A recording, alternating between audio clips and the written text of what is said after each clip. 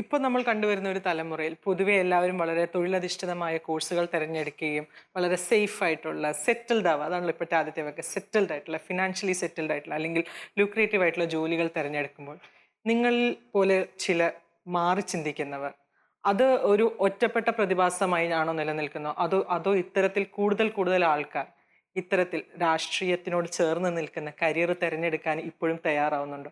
എന്തുകൊണ്ടാണ് ഇങ്ങനെ ഒരു പാത തിരഞ്ഞെടുത്തത് ചിന്ത? പക്ഷേ ഞാനങ്ങനെ രാഷ്ട്രീയത്തെ ഒരു കരിയർ എന്നുള്ള കരിയർ എന്ന് വെച്ചാൽ തരത്തിലല്ല കൂടുതൽ സമയം രാഷ്ട്രീയ തെരഞ്ഞെടുത്തത്. പ്രവർത്തനമായിട്ട് മാറ്റിവെക്കുന്നത് എന്നുള്ളതാണ്. രാഷ്ട്രീയ പ്രവർത്തനത്തിനോടൊപ്പം തന്നെ എനിക്ക് തോന്നുന്നു ഞാൻ പ്രവർത്തിച്ച ഒരു വിദ്യാർത്ഥി സംഘടനയുടെയൊക്കെ ഒരു പ്രത്യേകത എന്ന് പറഞ്ഞാൽ ഞങ്ങളുടെ മുദ്രാവാക്യം തന്നെ പഠിക്കുക പോരാടുക എന്നായിരുന്നു. സുഹേലയ്ക്ക് അത് വളരെ കൃത്യമായിട്ട് അറിയാം. സുഹേല ഇപ്പം ഇവിടെ റിസർച്ചൊക്കെ ചെയ്യുന്ന കാര്യവട്ടം ക്യാമ്പസിലൊക്കെയാണ്. അപ്പം നമ്മുടെ ഒരു സുഹൃത്ത് വലയമൊക്കെ എനിക്ക് തോന്നുന്നു നമ്മൾ വിദ്യാർത്ഥി സംഘടനാ രാഷ്ട്രീയത്തിന്റെ ഭാഗമായി വരുമ്പോൾ നമുക്ക് ചുറ്റുമുള്ള സുഹൃത്തുക്കൾ അവരൊക്കെ കൂടുതൽ പഠനത്തെക്കുറിച്ച് സംസാരിക്കുമ്പോൾ നമുക്ക് കൂടുതൽ പഠിക്കാനും കൂടുതൽ ഒരുപക്ഷെ ഇതിൻ്റെ ഭാഗമായി നിൽക്കാൻ വേണ്ടി തന്നെ കൂടുതൽ പഠിക്കുന്ന ഒരു സാഹചര്യം പലപ്പോഴും ഉണ്ടായിട്ടുണ്ട്. അപ്പോൾ എനിക്ക് തോന്നുന്നു എൻ്റെ ഒരു സ്വഭാവത്തെ അല്ലെങ്കിൽ എൻ്റെ ഒരു പഠനത്തിൻ്റെ മേഖലയൊക്കെ വളരെ സ്വാധീനിച്ചിട്ടുള്ളത്, പോസിറ്റീവായി സ്വാധീനിച്ചിട്ടുള്ളത് വിദ്യാർത്ഥി സംഘടനാ പ്രവർത്തനം തന്നെയാണ്.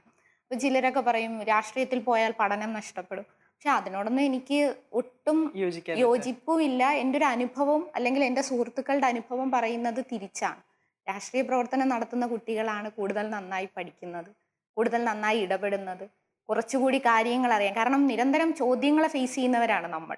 അപ്പം നമ്മൾ കൃത്യമായി കാര്യങ്ങൾ പഠിക്കും, ലോകത്ത് നടക്കുന്ന കാര്യങ്ങൾ മുഴുവൻ പഠിക്കും. ലോകത്തിൻ്റെ ഏതെങ്കിലും കോണിൽ എന്തെങ്കിലും ഒരു സംഭവം ഉണ്ടായാൽ പിറ്റേന്ന് ക്ലാസ്സിൽ വരുമ്പോൾ അവിടുത്തെ ഏറ്റവും ഇതിനെക്കുറിച്ചൊന്നും ഒരു ധാരണയും ഇല്ലാതെ പോകുന്ന ആളുകൾ പോലും ആദ്യം വന്ന് നമ്മുടെ അടുത്ത് ഇതിനെക്കുറിച്ച് സംശയം ചോദിക്കും, സംസാരിക്കും. അപ്പം അവരോട് മറുപടി പറയാൻ വേണ്ടിയെങ്കിലും നമ്മൾ ആദ്യമൊക്കെ ഈ കാര്യങ്ങൾ പഠിച്ചുകൊണ്ട് പോകും.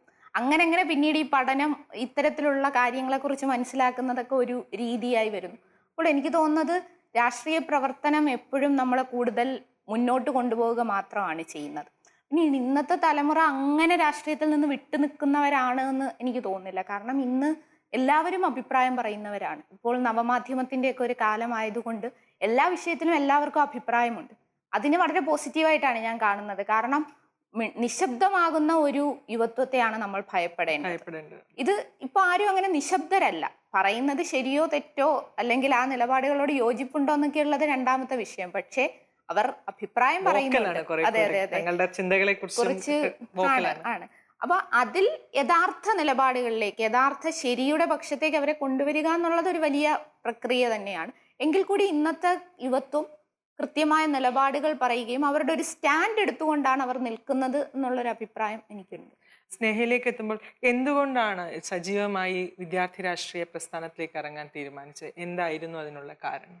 മോട്ടീവ് എന്നല്ലേ ഉദ്ദേശിച്ചത്? അത് മറ്റൊന്നുമല്ല. ഇപ്പം ഒരു പെൺകുട്ടി ജനിക്കുമ്പോഴേ ഞാനൊരു നേതാവ് അല്ലെങ്കിൽ ഒരു വിദ്യാർത്ഥി പ്രസ്ഥാനത്തിൽ നിൽക്കും, അല്ലെങ്കിൽ ഒരു ഡോക്ടറാവും, അല്ലെങ്കിൽ ഒരു IAS ഓഫീസർ ആവും എന്നൊന്നും തീരുമാനിക്കുന്നില്ല. പക്ഷേ എന്നെ സംബന്ധിച്ചിടത്തോളം വ്യക്തിപരമായി പറയുന്ന കാര്യമാണ്, ഞാൻ വളർന്ന ഒരു സാഹചര്യം. കാരണം കുറേ നെഗറ്റീവായി കുറേ സംഭവങ്ങൾ ഉണ്ടാകുമ്പോൾ അതിനോടെല്ലാം മല്ലടിക്കാൻ നമുക്ക് എല്ലാവർക്കും ഇഷ്ടമാണ്. ആൺകുട്ടികൾക്കും പെൺകുട്ടികൾക്കും വ്യത്യാസം തന്നെ ഇഷ്ടമാണ്. പക്ഷേ ഇവിടെ എല്ലാവർക്കും ഇഷ്ടമല്ല, അത് ധൈര്യമുള്ളവർക്ക് മാത്രം സംഭവിക്കുന്ന ഒന്നാണ്.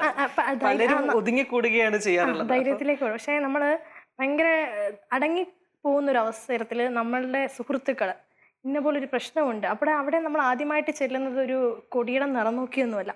സ്വാഭാവികമായിട്ട് അതിനെയൊക്കെ നമ്മൾ പരിഹരിച്ച് അല്ലെങ്കിൽ അതെന്ത് ചെയ്യാൻ പറ്റും, അങ്ങനെ സ്വാഭാവികമായിട്ട് നമ്മളെയും കൊണ്ട് മറ്റൊരാളെ സഹായിക്കാൻ പറ്റുന്നുണ്ടെങ്കിൽ അതൊരു നല്ല കാര്യമാണ്. അപ്പം തീർച്ചയായിട്ടും അതിൻ്റെ ഭാഗമായിട്ട് തന്നെ നമ്മുടെ പ്രദേശങ്ങളിലുള്ള പ്രശ്നങ്ങളെയൊക്കെ നമ്മുടെ പ്രശ്നങ്ങളായി കണ്ട് അങ്ങനെ പതുക്കെ ക്യാമ്പസുകളിലേക്ക് ചെല്ലുമ്പോൾ അവിടെ ഇപ്പോൾ പല ക്യാമ്പസുകളിലും അറിയാം, നമുക്കറിയാം കേരളത്തിൻ്റെ മിക്ക ക്യാമ്പസുകളും എടുക്കുമ്പോൾ പല പോരായ്മകളും ഉണ്ട്.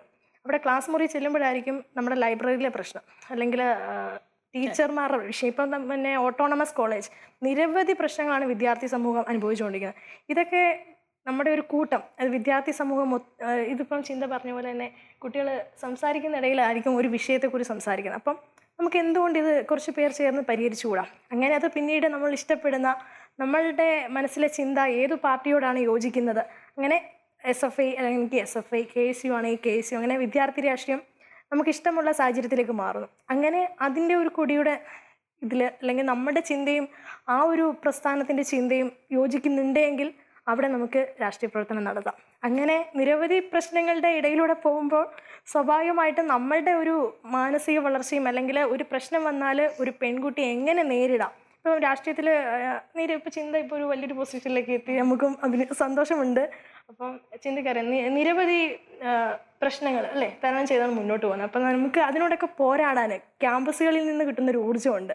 കാരണം നമ്മളൊരു സംസാരിച്ച് കഴിയുമ്പോൾ ഓപ്പോസിറ്റ് മറ്റൊരു പാർട്ടിയിൽ മറ്റൊരു കുട്ടി വന്നിട്ട് അതിനെതിരെ സംസാരിക്കുമ്പോൾ തീർച്ചയായിട്ടും നമുക്ക് അതിനോട് സംവദിക്കാൻ ഒരു താല്പര്യം എപ്പോഴും ഉണ്ട്. നമ്മൾ പറയുന്നത് മാത്രമല്ല ശരി, പക്ഷേ മറ്റുള്ളവരുടെയും കൂടെ ശരികൾ അംഗീകരിച്ചുകൊണ്ട് മുന്നോട്ട് പോകുമ്പോൾ തീർച്ചയായിട്ടും നമുക്ക് സമൂഹത്തിൽ നല്ല രീതിയിൽ കാര്യങ്ങളായിട്ട് മുന്നോട്ട് പോകാൻ സാധിക്കും. രശ്മിയിലേക്ക് എത്തുമ്പോഴത്തേക്കും എങ്ങനെയാണ് സജീവമായ ഒരു വിദ്യാർത്ഥി രാഷ്ട്രീയ പ്രസ്ഥാനത്തിലേക്ക് വരാനിടയായ സാഹചര്യം? ഒരു അഡ്വക്കേറ്റ് കൂടിയാണ്, LLB നിയമ വിദ്യാർത്ഥി കൂടിയായിരുന്ന രേഷ്മയ്ക്ക് സമൂഹത്തിനെ നോക്കിക്കാണുമ്പോൾ അല്ലെങ്കിൽ ഇത്തരത്തിലൊരു ഇഷ്യൂ നോക്കിക്കാണുമ്പോൾ ഉണ്ടായിട്ടുള്ള ചിന്തകൾ എന്തെല്ലാമാണ്?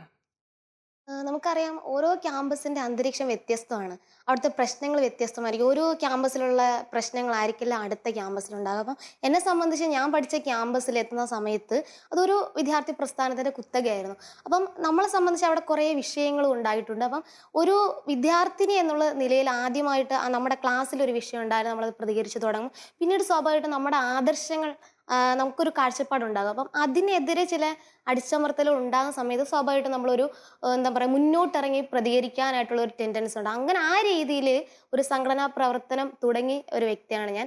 അപ്പം എന്നെ സംബന്ധിച്ച് ഞാൻ അങ്ങനെ ആ ഒരു അടിച്ചമർത്തലുകളെല്ലാം തരണം ചെയ്ത് ഇപ്പോൾ ഇവരൊക്കെ പറയുന്നത് തന്നെ കുറേ പ്രശ്നങ്ങളുണ്ടാകും. ആ പ്രശ്നങ്ങൾ സോൾവ് ചെയ്യാൻ സാധിക്കും. പിന്നീട് അതിനെ തുടർന്ന് നമ്മൾ ലൈവാകും. ഒരു കലാലയങ്ങളിൽ പ്രവർത്തിക്കുന്ന സമയത്ത് നമുക്ക് കിട്ടുന്ന ഒരു എനർജി ഉണ്ട്, വിദ്യാർത്ഥികളിൽ നിന്ന് കിട്ടുന്ന ഒരു ഊർജ്ജം. അതൊരിക്കലും മറ്റൊരു ഏജിൽ നിന്ന് കിട്ടില്ല, മറ്റൊരു വിഭാഗത്തിൽ നിന്ന് കിട്ടില്ല. അപ്പോൾ ഈ ക്യാമ്പസിലെല്ലാം പ്രവർത്തിക്കുന്ന സമയത്ത് നമ്മൾ ലൈവാകും. കുറച്ചുകൂടെ കുറേ വിഷയങ്ങൾ വരും. ആ വിഷയങ്ങളുടെ വാദങ്ങൾ, നമ്മുടെ വാദങ്ങൾ കണ്ടെത്തണം, എതിരാളിയുടെ വാദം എന്താണ് നമ്മൾ മുൻകൂട്ടി കണ്ടെത്തണം. അപ്പോൾ ആ രീതിയിൽ കുറേ നമ്മൾ അറിവുകൾ നേടിയെടുക്കും. അതോടൊപ്പം തന്നെ സമൂഹത്തിലെ കുറേ ഒരു മാതൃകാപരമായിട്ടുള്ള ഒരു വ്യക്തിത്വം നിലനിർത്താനായിട്ട് ശ്രമിക്കും. അപ്പോൾ അതൊക്കെ തന്നെ ഒരു സംഘടനാ പ്രതിനിധി എന്നുള്ള രീതിയിൽ വളർത്തിയെടുക്കാൻ സാധിച്ചിട്ടുണ്ട്.